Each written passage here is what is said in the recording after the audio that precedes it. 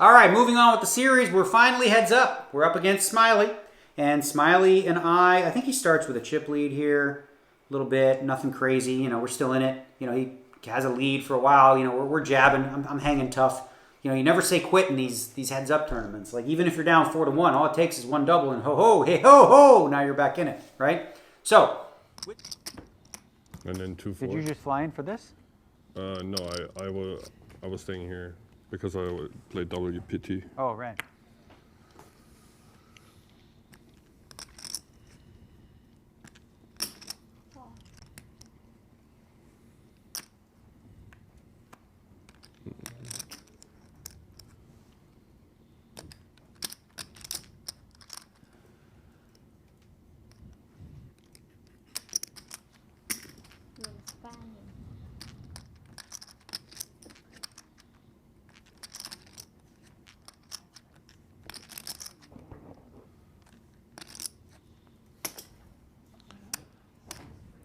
Negreanu going to limp call here on the button with the queen-8 off. Smilkovic has the 4 deuce off. With the blinds at 75 and 150 and a big blind ante, I limp the button with the queen of clubs, 8 of hearts.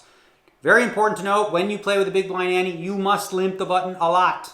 You cannot be folding on the button. You're essentially always getting a good price to call. And because of that, what happens is this. Because you have to call a lot of your trash, that means you have to trap more as well. Right? Because overall, let's say, for example, if your range was the top 80%, right? Well, now it's a full 100. So you're going to have a lot of the bottom end, like 8-3 offs and stuff like that you're going to be limping with as well. So, you know, you protect that by also trapping with some of the better hands. This one's right in the middle. It's kind of a marginal whatever. It's heads up. I have a queen, whatever. I'm going to go ahead and limp. And Smiley, he raises to 500K, a little over 3x with 4 deuce off suit. Now, the thinking here, why is Smiley doing this with one of the worst hands? Theory would dictate in these spots that you want to be pretty polarized. So he's going to be doing this with his strongest hands, and then he's going to do it with hands that don't play well pre-flop or post-flop that he just wants to win now. So he feels like, okay, for 2 big blinds here, I have a better chance of realizing or just doing better this way than I would trying to catch a flop and a pair and, you know, and fighting for it and check folding. So he takes the initiative with the bottom trash of his range, and then, of course, the stronger hands. And the middle stuff probably is where he's going to be doing a lot of checking back. With queen 8 against this size, again, getting a very, very good price in position, 2 cards higher than an 8. Just call and see a flop. Okay? Off to a flop we go. More than $1 million in there. King 9-4.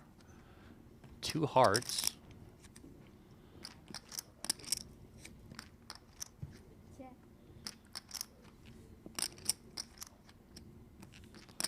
Smilkovic checking his bottom pair. Negreanu checks back. Well, that flop comes king 9-4.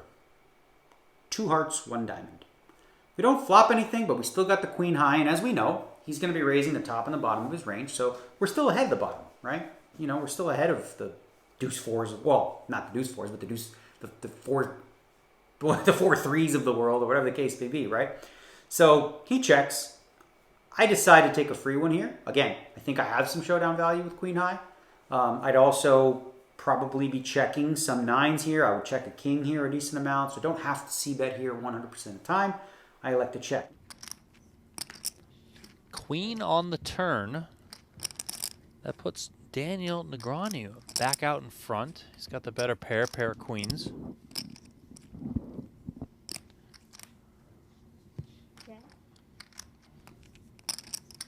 Another check here from Smilkovic. Check. Now, the turn card is the queen of diamonds, and now there are 2 flush draws there. It is a very draw-heavy board. It's a very dynamic board. The straight potential is already there. The 2 flush draws, whatnot. It's a dicey spot. He checks on over to me. And now I've got queens, right? So the question is, do I want to value bet my queens? And if so, what am I targeting? What worse hands call? Do I want to value bet against draws and sort of charge them and deny some equity? But possibly. Do I want to bet and get check raised here? Definitely not, right? If I'm betting here, I probably am folding to check raises most of the time. So one of the ways in which you can avoid putting yourself in this tough decision is to check back on turn. And then on river, you know, reassess the situation. Another check back from Negreanu. King pairs the board on the river. Negreanu's hand is best as long as he doesn't fold here. Sizable 7-figure pot out there for the taking.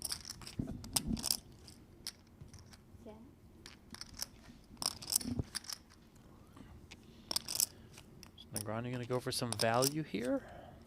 Looks like he is. 450. 450 is the bet.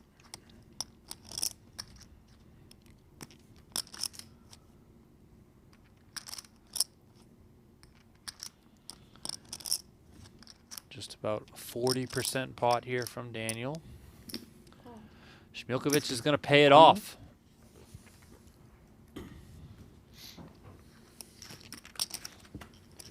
And here we go. Daniel Negreanu takes the chip lead, heads up. Wow. Against Daniel Šmilković. Event number 1, PGT Last Chance Series. 2 players left, and Daniel Negreanu is out in front.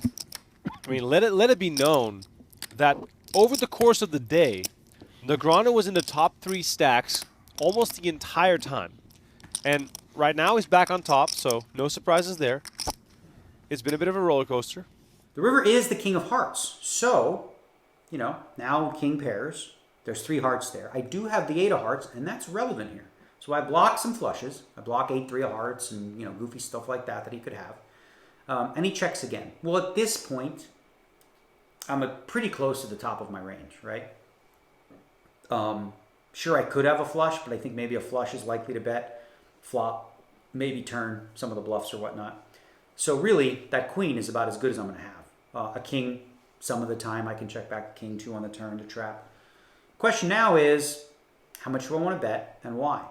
Well, the pot has 1.15 in it.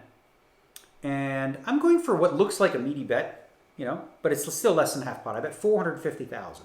Now, what does that bet represent? That bet represents I could have a queen, I could have a king, I could have hearts, I could have bluffs. Figure out all the bluffs you could have there. You know, I could have jack 8, I could have, you know, 10-8, a whole bunch of missed nothings, right? That just decided to bluff now. So there's plenty of bluffs here, and I'm pretty much at the top of my value. Maybe a 4 is thin for this size, because the question now you have to ask yourself, in addition to this, is what are you targeting? What are you hoping to get called by? Well, this bet size, with this bet size, I'm hoping to get called by ace high, right?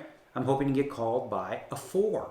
I'm hoping to get called by a 9. I'm hoping to get called by, maybe he has jacks or 10s. Like, he could still easily have jacks or 10s in this spot. He did raise pre-flop, and as we said, we're polar in these spots, right? So some of the better hands, some of the trash. If he has jacks or 10s, a king 9-4 flop is a flop that he very may well check. And then on a queen turn, he very may well check that again.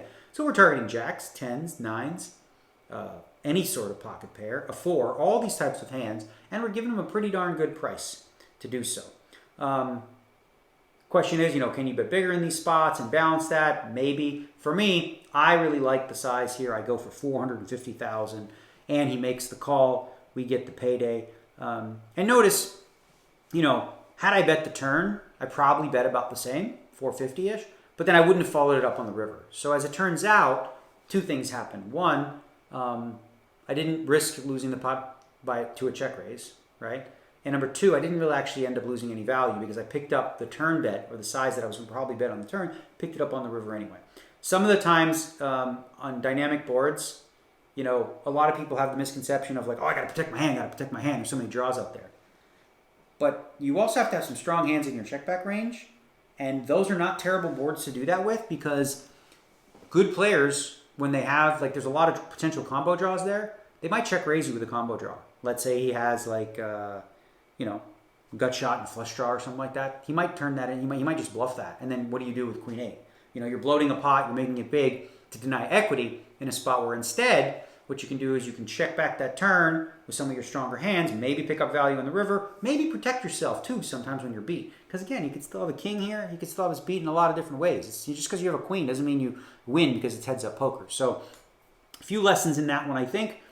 Protecting your check back range, protecting against being blown off the pot, making sure that you get value, and when you do, figuring out what size makes the most sense for the range you're trying to represent, as well as the range you're trying to target. There you go.